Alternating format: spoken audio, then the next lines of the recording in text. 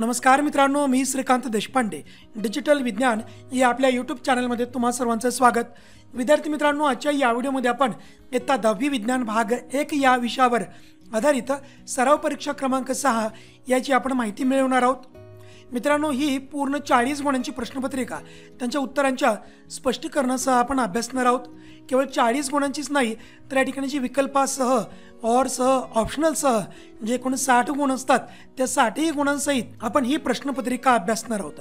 तर मित्रांनो, या अगोदर आपण एकूण 5 कृतीपत्रिका किंवा प्रश्नपत्रिका आपल्या चॅनलवरती अपलोड केलेल्या आहेत, म्हणजे विज्ञान भाग 1 आणि भाग 2च्या अशा प्रकारे एकूण 5 कृतीपत्रिका आपल्या चॅनलवरती अपलोड केलेल्या आहेत। त्या सर्वांची लिंक मी या व्हिडिओच्या डिस्क्रिप्शनमध्ये दिलेली आहे, तुम्ही ते देखील व्हिडिओ एकदा नक्की पाहून घ्या। चला तर मित्रांनो, या व्हिडिओला सुरुवात करूया। त्यातील पहिला प्रश्न पहिला अ दिलेल्या पर्यायापैकी योग्य पर्यायाचे वर्णाक्षर आपल्याला लिहायचे आहे। यामध्ये एकूण आपल्याला 5 उपप्रश्न विचारले जातात। प्रत्येक एक उपप्रश्न हा 1 गुणांसाठी असतो।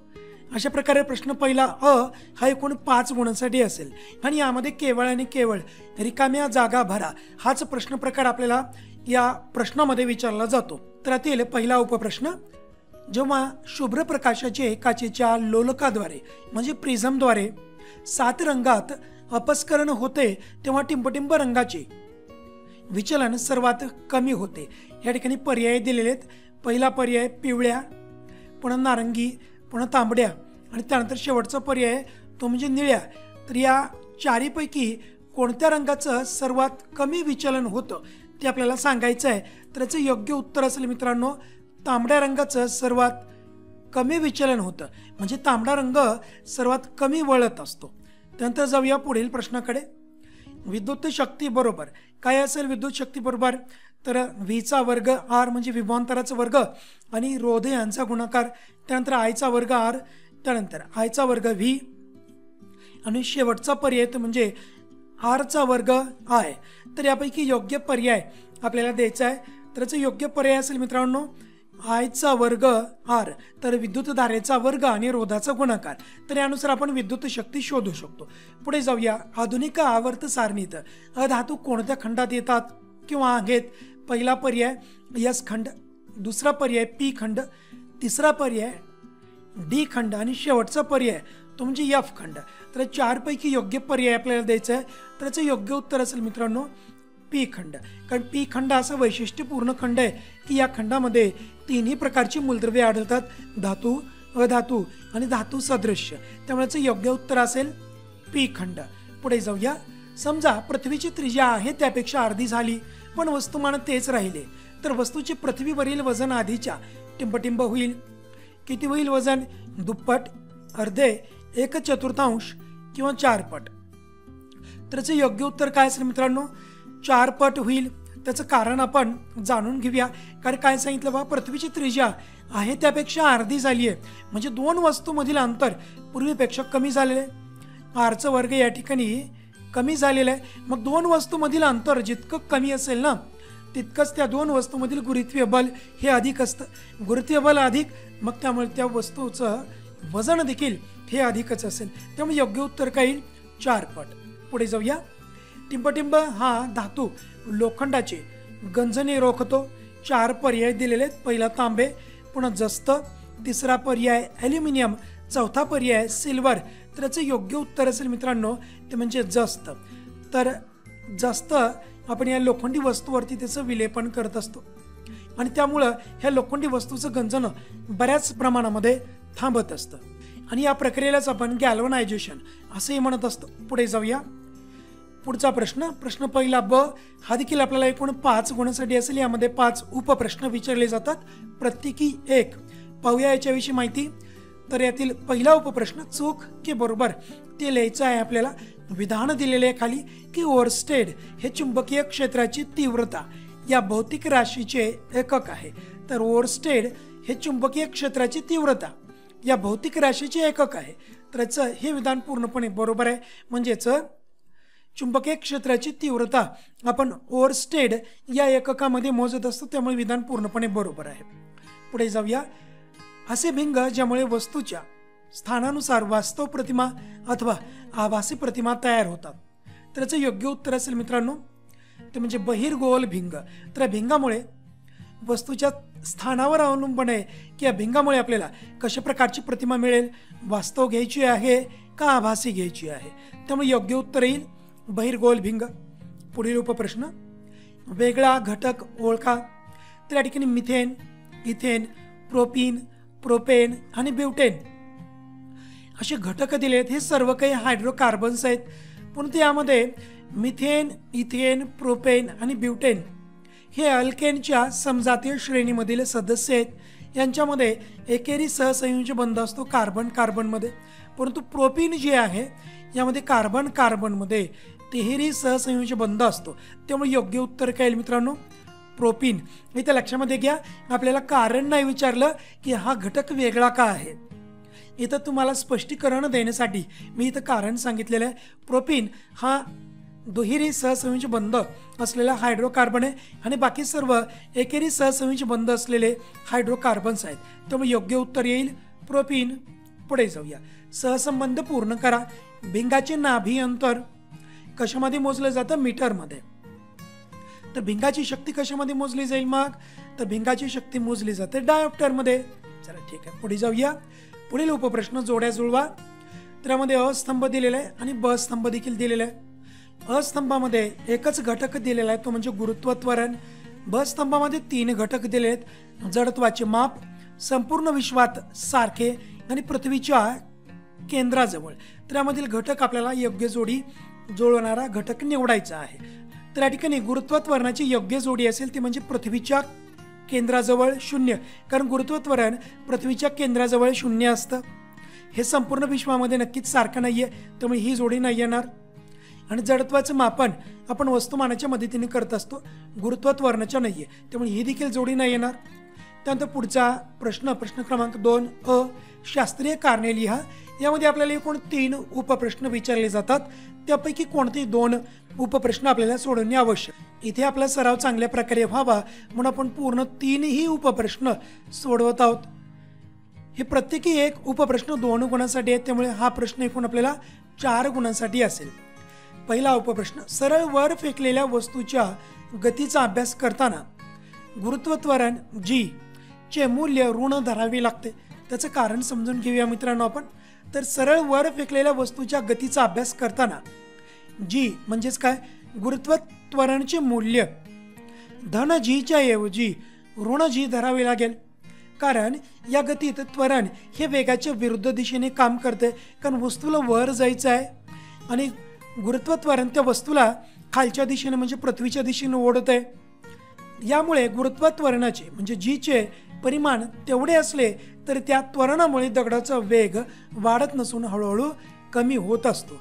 त्यामुळे आपल्याला हे ऋणचिन्ह घेणं आवश्यक आहे. त्यानंतर जाऊया पुढील उपप्रश्नाकडे. हिवाळ्यात कधी कधी रात्री दव पडते, ह्याचं आपल्याला कारण सांगायचं आहे मित्रांनो.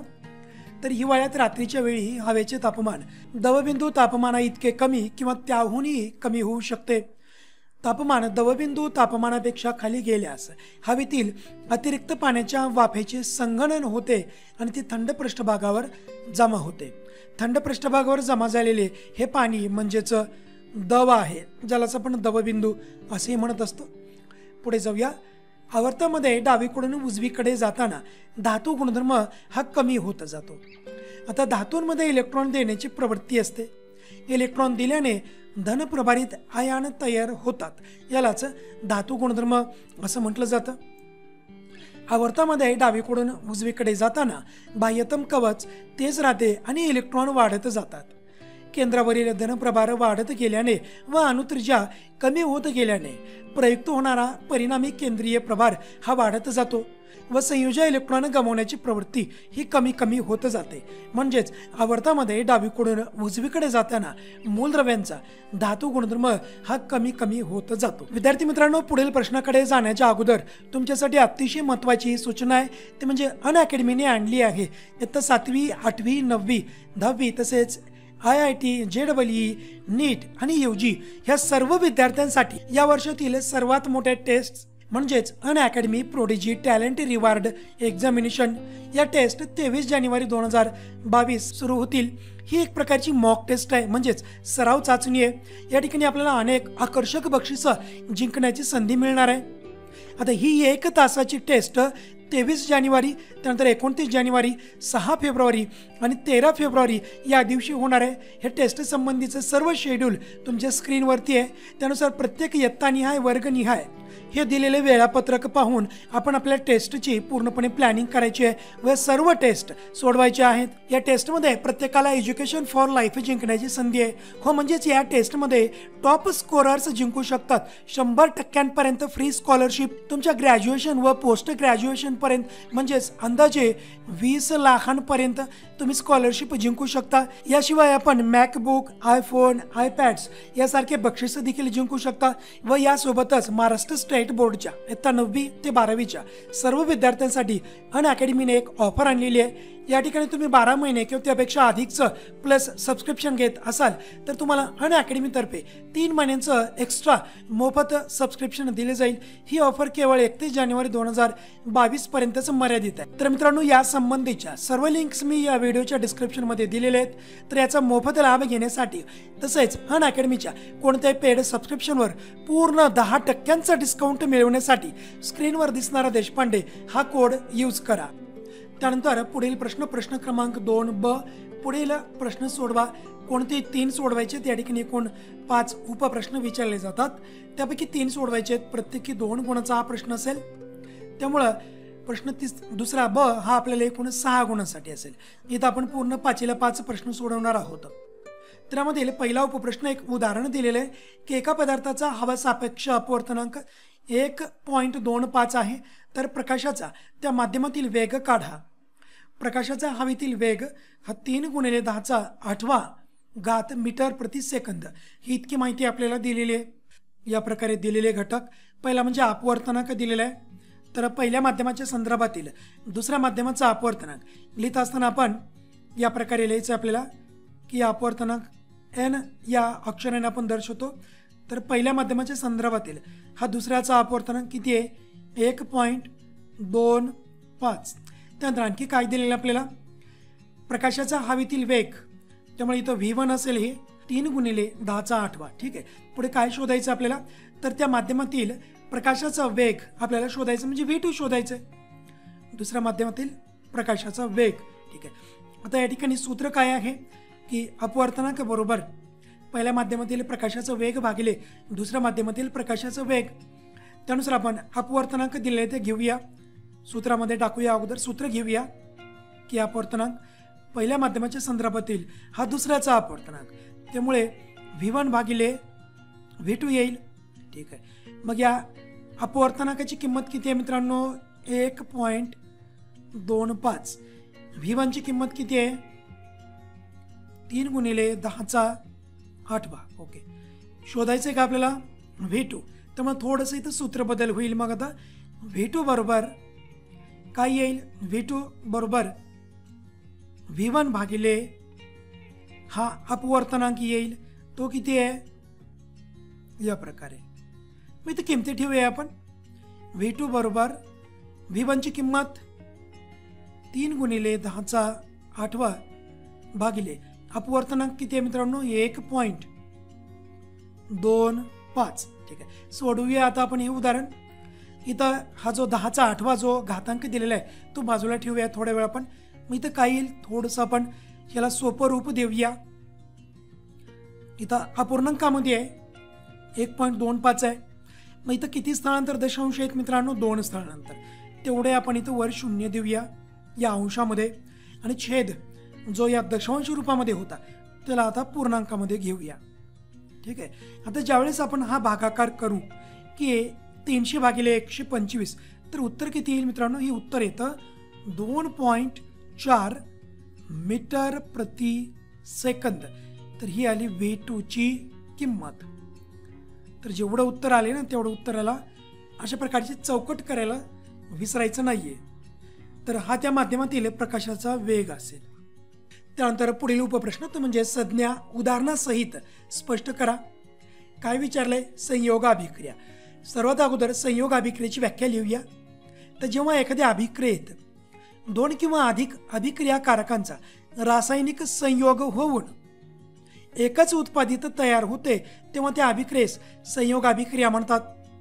उदाहरण देऊया आपण, तर मॅग्नेशियम या धातूची फीत जाळली असता हवेतील ऑक्सिजन बरोबर संयोग होऊन मॅग्नेशियम ऑक्साईडची म्हणजे MgO ची पांढरी बुकटी ही एकमेव उत्पादित तयार होते. तर हे या संयोग अभिक्रियेचं उदाहरण आहे. त्याची आपण अभिक्रिया लिहूया. तर 2 Mg 2 मॅग्नेशियम अधिक O2, तर याला आपण उष्णता द्यायची आहे. तर 2 MgO म्हणजे मॅग्नेशियम ऑक्साईड हे एकच उत्पादित तयार होते, म्हणजे 2 अभिक्रियाकारकापासून केवळ एकच उत्पादित तयार होणे याला म्हणायचं संयोग अभिक्रिया. पुढचा उपप्रश्न तो म्हणजे टीप लिहा. चुंबकीय विलगीकरण पद्धत. तर विद्युत चुंबकत्व असलेल्या या यंत्रामध्ये 2 प्रकारची लोखंडी रूळ व त्यावरून सतत गोल फिरणारा एक पट्टा असतो. त्याची आकृती देखील आपल्याला काढायची आहे, त्याविषयी आपण माहिती घेऊयाच. तर यापैकी एक रूळ अचुंबकीय असतो तर दुसरा चुंबकीय असतो आणि या 2 रुळांवरून फिरत असणारा एक पट्टा असतो. शक्यतो हा पट्टा चामड्याचा असतो किंवा कोणत्याही अचुंबकीय पदार्थाचा असतो. त्या पट्ट्यावर अचुंबकीय रुळाच्या बाजूला बारीक केलेले धातूक टाकले जाते. हा जे अचुंबकीय रूळ आहे तर याच्या बाजूला हे बारीक केलेले धातूक भरडून टाकण्यात येत असतं आणि चुंबकीय रुळाखाली 2 संग्राहक भांडी इथं ठेवण्यात येत असतात. आता ज्यावेळेस हे दोन्ही रूळ फिरतील त्यावेळेस हा पट्टा देखील फिरेल आणि या पट्ट्यासोबतच हे भरडलेलं धातूक देखील पुढे पुढे जाईल. आता या धातुकामधील जेवढे काही चुंबकीय घटक आहेत हे सर्व चुंबकीय घटक या चुंबकीय रुळाला चिटकतील आणि हे दोन्ही रुळ फिरत आहेत ना, त्यामुळे चुंबकीय रुळाला हे चिटकलेले चुंबकीय घटक या चुंबकीय रुळाच्या खाली ठेवलेले जे संग्राहक भांडे आहे त्यामध्ये येऊन पडतील या ठिकाणी. आणि जे अचुंबकीय घटक आहेत हे या दुसऱ्या जी संग्राहक भांड आहे ना त्याच्यामध्ये येऊन पडतील. तर अशा प्रकारे या पूर्ण धातुकामध्ये जे चुंबकीय आणि अचुंबकीय घटक आहेत ते आपण या यंत्राच्या मदतीने वेगळे करू शकतो. त्याविषयी अधिक माहिती घेऊया. तर धातुकामधील अचुंबकीय भागाचे कण चुंबकीय रुळाकडे आकर्षिले जात नसल्याने ते फिरत असलेल्या पट्ट्यावरून वाहत वाहत पुढे जातात आणि चुंबकीय रुळापासून लांब असलेल्या संग्राहकामध्ये येऊन पडतात.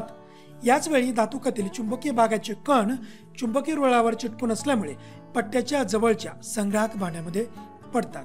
तर अशा प्रकारे धातुकामधील चुंबकीय आणि अचुंबकीय कण त्यामधील चुंबकत्वामुळे वेगळे करता येतात. पुढे जाऊया. अंतर्गोल भिंगाने तयार होणाऱ्या प्रतिमा मिळवण्यासाठीचे नियम लिहा. तर जर आपाती किरण मुख्य अक्षाला समांतर असेल तर अपवर्तित किरण पाठीमागे वाढवल्यास मुख्य नाभीतून जातो. हा झाला पहिला नियम. जर आपाती किरण भिंगाच्या मुख्य नाभीतून म्हणजे नाभी F2 च्या दिशेने जात असेल तर अपवर्तित किरण भिंगाच्या मुख्य अक्षाला समांतर असतो. तिसरा नियम. जर आपाती किरण मुख्य भिंगाच्या प्रकाशीय केंद्रातून जात असेल तर त्याची दिशा न बदलता तो तसाच पुढे जात असतो, त्याचं विचलन होत नाही. पुढचा प्रश्न की सुबक नामनिर्देशित आकृती काढा. कशाची आकृती काढायची आहे तर काचेच्या त्रिकोणी लोलकामुळे म्हणजे प्रिझममुळे होणारे सूर्यप्रकाशाचे म्हणजे शुभ्र प्रकाशाचे अपस्करण. तर या ठिकाणी आपल्याला ही अशा प्रकारची या लोलकाची किंवा प्रिझमची आकृती काढायची आहे आणि एका बाजूने येणारे प्रकाशकिरण दाखवायचे आहेत, दुसऱ्या बाजूने हे प्रकाशकिरणाचं अपस्करण झालेलं दाखवायचं आहे आणि इथं अपवर्तन झालेलं आपल्याला 2 ठिकाणी दाखवायचं आहे.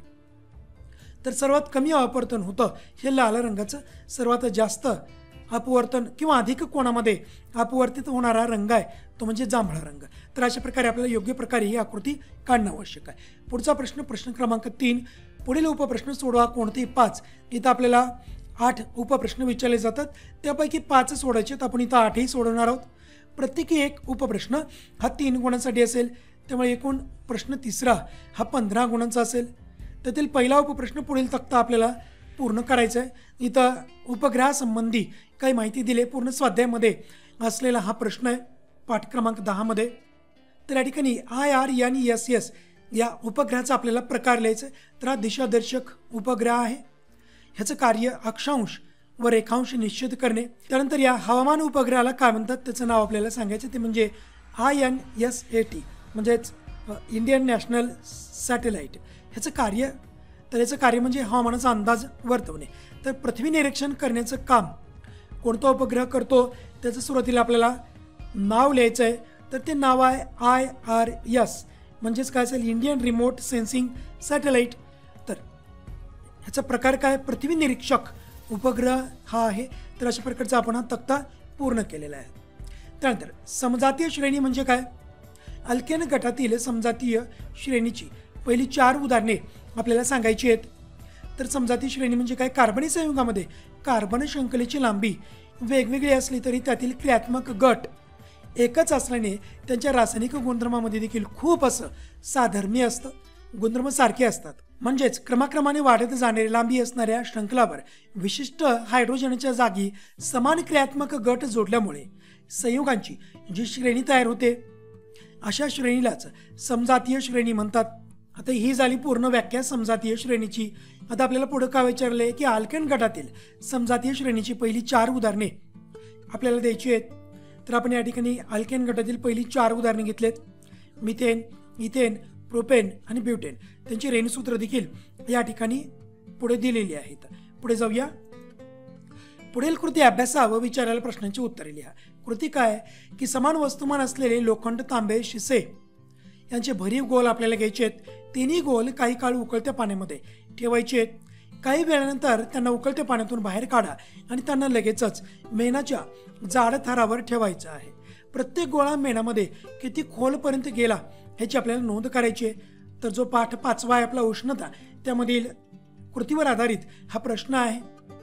तर ही कृती दिली, त्याचे काही प्रश्न दिलेत. पहिला प्रश्न की या कृतीतून पदार्थाच्या कोणत्या गुणधर्माचा अभ्यास करता येईल? तो गुणधर्म कमीत कमी शब्दामध्ये सांगा. याच कृतीच्या आधारे उष्णता विनिमयाचे तत्व स्पष्ट करा. तर पहिला प्रश्न काय होता की या कृतीतून कोणत्या गुणधर्माचा अभ्यास करता येईल? उत्तर काय असेल? विशिष्ट उष्माधारकता. दुसरा प्रश्न काय होता? तो गुणधर्म आपल्याला कमीत कमी शब्दामध्ये सांगायचा आहे. तर विशिष्ट उष्माधारकता म्हणजे एकक वस्तुमानाच्या पदार्थाचे तापमान वाढवण्यासाठी त्या पदार्थाला द्यावी लागणारी उष्णता. आता याच कृतीच्या आधारे उष्णता विनिमयाचे तत्व आपल्याला सांगायचे आहे. तर उष्णता विनिमयाच्या तत्वानुसार उष्ण वस्तूने गमावलेली उष्णता बरोबर थंड वस्तूने ग्रहण केलेली उष्णता असते. म्हणजेच या कृतीमध्ये लोखंडी गोळ्याने ग्रहण केलेली उष्णता जास्त प्रमाणात मेणाला दिली जाते, त्यामुळे तो खोलवर रुतला जातो. तर शिशाचा गोळा कमी उष्णता ग्रहण करतो, परिणामी तो कमी उष्णता या मेणाला देतो, त्यामुळे तो कमी खोलवर रुतत असतो. त्यानंतर पुढील प्रश्न दूरदृष्टिता व त्याचे निराकरण स्पष्ट करणाऱ्या सुबक नामनिर्देशित आकृत्या आपल्याला काढायला सांगितले आहेत. आपल्याला माहिती आहे आपल्या पुस्तकामध्ये एकूण 3 आकृत्या या दृष्टिदोषासंबंधी दिलेल्या आहेत. तर त्या तिन्ही आकृत्या आपल्याला चांगल्या प्रकारे स्पष्टपणे नामनिर्देशित म्हणजे योग्य प्रकारे नाव देऊन त्या आकृत्या काढायच्यात. प्रत्येकी एक आकृतीला 1 गुण असेल. तर मित्रांनो, या प्रकारे ती आकृती आहेत. ही पहिली जी आकृती आहे ही निरोगी डोळ्याची असेल, म्हणजेच दूरच्या वस्तू आपल्याला स्पष्टपणे दिसत आहेत, निरोगी डोळा आहे. सर्वात अगोदर दूरदृष्टिता म्हणजे काय हे समजून घेऊया.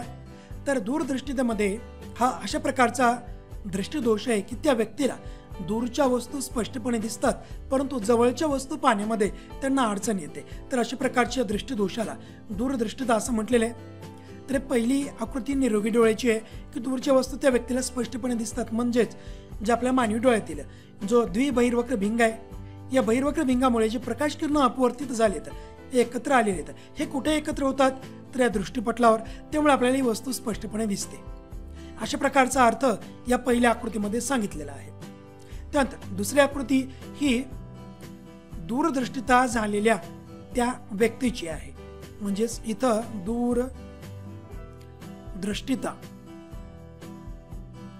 हा दृष्टिदोष दाखवलेला आहे मित्रांनो या ठिकाणी.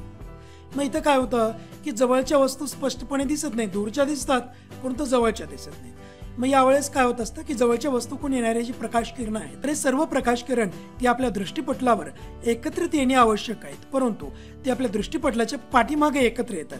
त्यामुळे जवळच्या वस्तूची प्रतिमा आपल्या दृष्टिपटलावर तयार होण्याची ऐवजी दृष्टिपटलाच्या मागे तयार होते. त्यामुळे आपल्याला ती वस्तू स्पष्टपणे दिसत नाहीये. तर याचं आता आपल्याला योग्य प्रकारे निराकरण करायचं आहे. तर निराकरण करण्यासाठी किंवा दृष्टिदोषावर उपाय करण्यासाठी आपल्याला योग्य नाभी अंतराचं बहिर्गोल भिंग वापरणं आवश्यक आहे.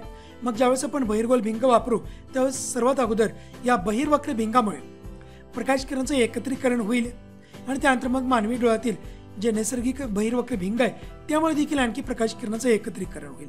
त्यामुळे सर्व प्रकाश किरण आता या दृष्टिपटलावरच एकत्र येतील. तर अशा प्रकारच्या सर्व तिन्ही आकृत्या आपल्याला काढायच्या आहेत। लक्षामध्ये घ्या, तुम्हाला स्पष्टीकरण देण्याची काही आवश्यकता नाहीये, केवळ आकृत्या काढणं आवश्यक आहे। पुढे जाऊया। पुढचा उपप्रश्न, जर एका ग्रहावर एक वस्तू 5 मीटरवरून खाली येण्यास 5 सेकंद वेळ घेत असेल तर त्या ग्रहावरील गुरुत्व त्वरण किती आहे?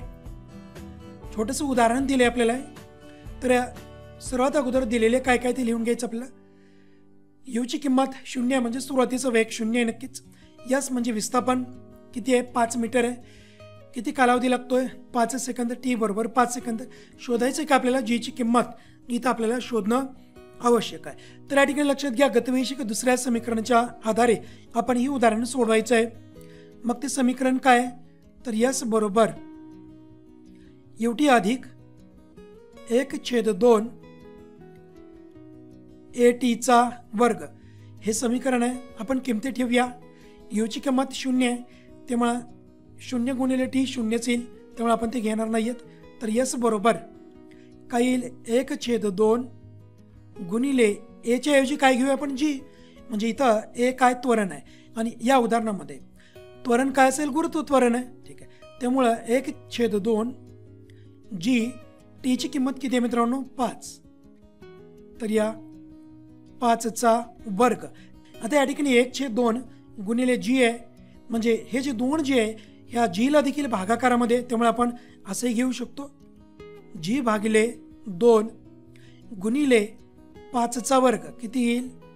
25 येईल। ठीक आहे, पुढे जाऊया। इथं 5 आहे मित्रांनो, हे 5 बरोबर। आता या 2 न या 25 ला भाग देऊया, उत्तर किती येईल? 12.5 येईल। ठीक आहे, आता याला आपण सोडवूया। तर 5 बरोबर जी गुणिले 12.5 असं आहे। मग जी बरोबर काय येईल? तर जी बरोबर हे जे गुणाकारामध्ये पक्षांतर झाल्यानंतर हे जे 12.5 आहे हे या 5 ला भागाकारामध्ये जाईल, त्यामुळे 12.5। आता इथे लक्षामध्ये घ्या, इथं छेदामध्ये 12.5 आहे, म्हणजे 12.5 ने या 5 ला आपल्याला भाग द्यायचा आहे। थोडंसं याला साधं रूप देऊया मित्रांनो। किती स्थळांतर? दशांश आहे 1, त्यामुळे वर 5च्या पुढे आपण 1 देऊया, आणि खाली 12.5 घेण्याच्या ऐवजी आता आपण 125 घेऊया। ओके, मग त्यानंतर हे जर आपण पूर्ण भागाकार केला तर याचं उत्तर किती येईल मित्रांनो? तर इथं पूर्ण उत्तर येईल ते म्हणजे 0.4 मीटर प्रति सेकंदचा वर्ग। याला जी गुरुत्व त्वरण आहे ना, त्यामुळे जीची जे एकक आहे ते आपण लिहिलेलं आहे पुढं, त्यामुळे त्या ग्रहावरील गुरुत्व त्वरण ही 0.4 मीटर प्रति सेकंदचा वर्ग हे असं येईल। पुढे जाऊया। मेंडेलीवचा आवर्त सारणीचे गुण विशद करा। तर या ठिकाणी 3 गुण लिहिणं आवश्यक आहे आपल्याला, प्रत्येकी 1 गुण एका मार्कासाठी। तर आवर्त सारणीतील गुणधर्माप्रमाणे योग्य स्थान देता यावे म्हणून काही मूलद्रव्यांचे अणुवस्तुमान पुन्हा तपासून दुरुस्त करण्यात आले। उदाहरणार्थ बेरिलियमचे यापूर्वीचे अणुवस्तुमान हे 14.09 असे होते, हे बदलून 9.4 असे दुरुस्त करण्यात आले व बेरिलियमला बोरॉनच्या आधीची जागा दिली गेली। त्यानंतर आवर्त सारणीमध्ये मेंडेलीवने शोध न लागलेल्या मूलद्रव्यांसाठी काही जागा रिक्त ठेवलेल्या होत्या। त्यापैकी 3 अज्ञात मूलद्रव्यांना जवळच्या ज्ञात मूलद्रव्यावरून इका बोरॉन, इका ॲल्युमिनियम व इका सिलिकॉन अशी नावे देण्यात आली। मेंडेलीवने त्यांची अणुवस्तुमाने अनुक्रमे 44, 68 व 72 असतील अशी दर्शवली, आणि त्याप्रमाणे त्यांच्या गुणधर्मांचे भाकितही केले, आणि पुढे या मूलद्रव्यांचा शोध लागून अनुक्रमे त्यांना स्कँडियम, गॅलियम व जर्मेनियम अशी नावे देण्यात आली। आणि जे मेंडेलीवने भाकित केलेले गुणधर्म आणि नव्याने शोध लागलेल्या मूलद्रव्यांचे गुणधर्म यामध्ये बऱ्याच प्रमाणामध्ये समानता आढळली होती। त्यानंतर मेंडेलीवच्या मूळ आवर्त सारणीत राजवायूसाठी जागा राखून ठेवली नव्हती, परंतु जेव्हा हेलियम, निऑन, ऑर्गॉन इत्यादी सारख्या निष्क्रिय वायूंचा शोध लागला तेव्हा मेंडेलीवने मूळ आवर्त सारणीला कोणताही धक्का न लावता 0 गण निर्माण करून त्यामध्ये निष्क्रिय वायू म्हणजेच राजवायूंना जागा देण्यात आली। तर अशा प्रकारे हे जे गुण आपल्याला सांगितले होते ते गुण आपण इथे लिहिलेले आहेत। पुढे जाऊया। ॲल्युमिनियमच्या निष्कर्षणात खाली काही प्रश्न दिलेत त्या प्रश्नांची आपल्याला उत्तरे द्यायची आहेत. तर संहतीकरणाच्या पहिला प्रश्न, संहतीकरण करण्याच्या पद्धतीचे नाव लिहा. तर बॉक्साईटचे संहतीकरण करण्याच्या त्या पद्धतीचे नाव आहे बेअरची पद्धत किंवा त्यालाच हॉलची पद्धत असं देखील म्हटलं जातं. दुसरा प्रश्न, ॲल्युमिनाची विद्युत अपघटनी क्षपण होताना कॅथोडवरील अभिक्रिया आपल्याला लिहायला सांगितली आहे. तर कॅथोडवरील अभिक्रिया ॲल्युमिनियम 3+ अधिक 3 इलेक्ट्रॉन आणि काय तयार होईल, एक ॲल्युमिनियम. त्यानंतर पुढे क्रायोलाइटचे कार्य आणि त्याचे रासायनिक सूत्र आपल्याला लिहायचं आहे. तर क्रायोलाइटचे रासायनिक सूत्र Na3Al(F6) हे त्याचं रासायनिक सूत्र आहे मित्रांनो. आणि ॲल्युमिनाचा द्रवणांक 1000 अंश सेल्सिअस पर्यंत कमी करण्यासाठी मिश्रणामध्ये क्रायोलाइट मिसळले जाते. त्यानंतर 8व्या क्रमांकाचा उपप्रश्न, पुढील तक्ता पूर्ण करा. तर या ठिकाणी काही सामान्य नावं दिलेत, त्यांचं रचना सूत्र आणि IUPAC नाव देखील दिलेलं आहे. सुरुवातीला सामान्य नाव ॲसिटिलीन, त्याचं रचना सूत्र CH दुहेरी बंध CH. तर त्याचं IUPAC नाव काय येईल, ज्याला म्हणायचं इथाईन. पुढे रचना सूत्र दिलेलं आहे या ठिकाणी, त्याचं IUPAC नाव देखील दिलेलं आहे इथेनॉल. तर त्याचं आपल्याला सामान्य नाव द्यायचं, म्हणजेच काय असेल, ॲसिटाल्डाईड. ॲसिटाल्डाईड हे त्याचं सामान्य नाव झालं. पुढे सामान्य नाव इथिलामीन आहे, त्याचं रचना सूत्र CH3 एकेरी बंध CH2 एकेरी बंध NH2 आणि त्याचं IUPAC नाव काय असेल, इथेनामाइन. तर अशा प्रकारे आपल्याला हा तक्ता पूर्ण करायचा. त्यानंतर 4था प्रश्न, पुढील उपप्रश्न सोडवा. कोणता एक उपप्रश्न आपल्याला सोडवायचा आहे. इथं 2 उपप्रश्न विचारले जातात, त्यापैकी एक आपण दोन्ही सोडलेत. प्रत्येकी हा एक उपप्रश्न 5 गुणांसाठी असेल. पहिला उपप्रश्न, रचना व कार्य सांगा आणि व्यवस्थित आकृती काढून भागांना नावे द्या. कशाची आकृती काढायची आहे, तर प्रत्यावर्ती विद्युतधारा जनित्र. तर याची आपल्याला आकृती काढायची आहे, त्याची रचना सांगायची आहे आणि त्याचं कार्य करण्याची पद्धती देखील सांगायची आहे. मित्रांनो, यावर आधारित आपण आपल्या चॅनलवरती एक व्हिडिओ अपलोड केलेला आहे. त्या ठिकाणी पूर्ण प्रकारे ॲनिमेशनच्या मदतीने आपण हे विद्युत जनित्र कशा प्रकारे काम करतं त्याविषयी माहिती आपण पूर्णपणे डिटेलमध्ये सांगितलेलं आहे. तर नक्की तो देखील व्हिडिओ तुम्ही एकदा नक्की पाहून घ्याच. तर आकृतीमध्ये प्रत्यावर्ती विद्युतधारा जनित्र म्हणजे AC जनरेटरची रचना दाखवली आहे या आकृतीमध्ये. आता यामध्ये ABCD हे आसाभोवती फिरणारे तांब्याच्या तारेचे कुंडल शक्तिशाली चुंबकाच्या 2 ध्रुवामध्ये म्हणजेच काय उत्तर आणि दक्षिण ध्रुवामध्ये ठेवलेले हे तारेचे कुंडल तुम्ही बघू शकता ABCD या प्रकारे. पुढे आता कुंडलाची 2 टोके R1 आणि R2 या 2 विद्युत वाहक कड्यांना B1 आणि B2 ह्या कार्बन ब्रश मार्फत जोडलेले आहेत. आता या ठिकाणी ह्या कड्याची जी R1 आणि R2 हे जे दोन्ही टोकं आहेत हे या आसाला B1 आणि B2 यांच्या मार्फत जोडलेली आपल्याला दिसत आहेत. त्यानंतर ही जी कडी आहेत R1 आणि R2 आसाला घट्ट धरून बसलेली असतात, पण कडी व आस यामध्ये विद्युतरोधी आवरण असते. आता B1 आणि B2 यांची टोके गॅल्व्हनोमीटरला जोडलेली आहेत आणि गॅल्व्हनोमीटर परिपथातील विद्युतधारेची दिशा दर्शवत असतो. आता यांचं कार्य काय, तर आस बाहेरील यंत्राच्या मदतीने म्हणजेच यांत्रिक ऊर्जेच्या मदतीने गतीज ऊर्जेच्या मदतीने आपण हा आस ABCD आस फिरवत असतो. आता जेव्हा ABCD हे कुंडल शक्तिशाली चुंबकाने निर्माण केलेल्या चुंबकीय क्षेत्रातून फिरते तेव्हा त्या चुंबकीय रेषांना छेदते आणि अशा प्रकारे हे बदलत जाणारे चुंबकीय क्षेत्र त्या कुंडलामध्ये विद्युतधारा प्रवर्तित करते. या प्रवर्तित विद्युतधारेची दिशा फ्लेमिंगच्या उजव्या हाताच्या नियमाप्रमाणे ठरवली जाते.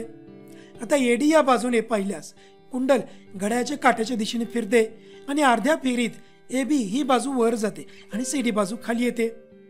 तुम्ही मी पूर्ण माहिती सांगत असताना कृपया आपल्या पाठ्यपुस्तकामधील जी आकृती आहे ही समोर ठेवा म्हणजे लक्षामध्ये येईल.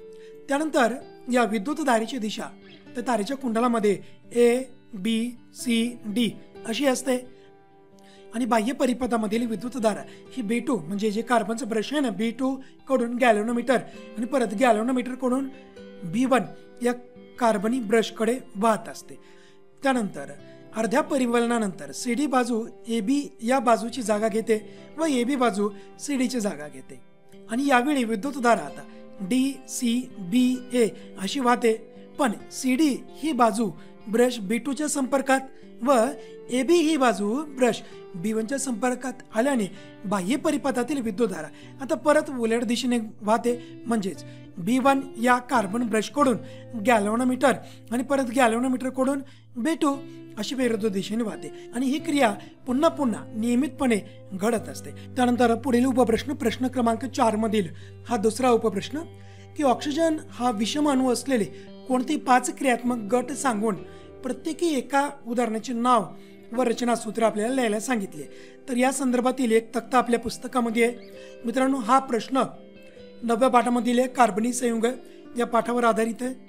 तर हा तक्ता आपण पूर्णपणे घेतलेला आहे. विषमाणू ऑक्सिजन आहे, त्या विषमाणू ऑक्सिजन असताना जे क्रियात्मक गट आहे त्याचं नाव आणि त्याचं रचना सूत्र आपण इथं पुढे घेतलेलं आहे.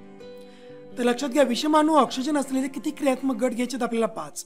ह्या प्रत्येकामध्ये ऑक्सिजन हा घटक आहेच, म्हणूनच याला विषमाणू ऑक्सिजन असलेले क्रियात्मक गट असं म्हटलं जातं. सुरुवातीला अल्कोहोल, त्याच्यामध्ये रचना सूत्र बघा OH-OH या प्रकारे. त्यानंतर अल्डिहाइड, तर कार्बन दुहेरी बंध ऑक्सिजन आणि त्यानंतर मग पुन्हा एक संयोजा हायड्रोजनने संपृक्त केलेली आहे. म्हणजे त्यानंतर तिसरा गट तो म्हणजे कीटोन, कार्बन दुहेरी बंध ऑक्सिजन आणि त्यानंतर उर्वरित संयोजा मग हायड्रोजन किंवा इतर अणूद्वारे या संपृक्त केल्या जातील. त्यानंतर कार्बोक्झिलिक आम्ल, मग यामध्ये कार्बन दुहेरी बंध ऑक्सिजन, त्यानंतर एकेरी बंध ऑक्सिजन आणि परत हायड्रोजन आणि शेवट आहे ते म्हणजे इथर. त्या ठिकाणी एकच ऑक्सिजन असतो, मग पुन्हा इकडं उर्वरित जी जागा आहेत हायड्रोजनद्वारे किंवा इतर कार्बनी संयुगाद्वारे संपृक्त केल्या जातील. तर अशा प्रकारे मित्रांनो, आजच्या या व्हिडिओमध्ये आपण इयत्ता 10वी विज्ञान भाग 1 या विषयातील सराव परीक्षा क्रमांक 6 ह्याची पूर्ण माहिती घेतली उत्तरांच्या स्पष्टीकरणासह. तर मित्रांनो, अशाच प्रकारचे वेगवेगळे विज्ञानविषयक व्हिडिओज मिळवण्यासाठी व शैक्षणिक अपडेट मिळवण्यासाठी नक्कीच आपल्या डिजिटल विज्ञान या यूट्यूब चॅनेलला सबस्क्राईब करा. धन्यवाद.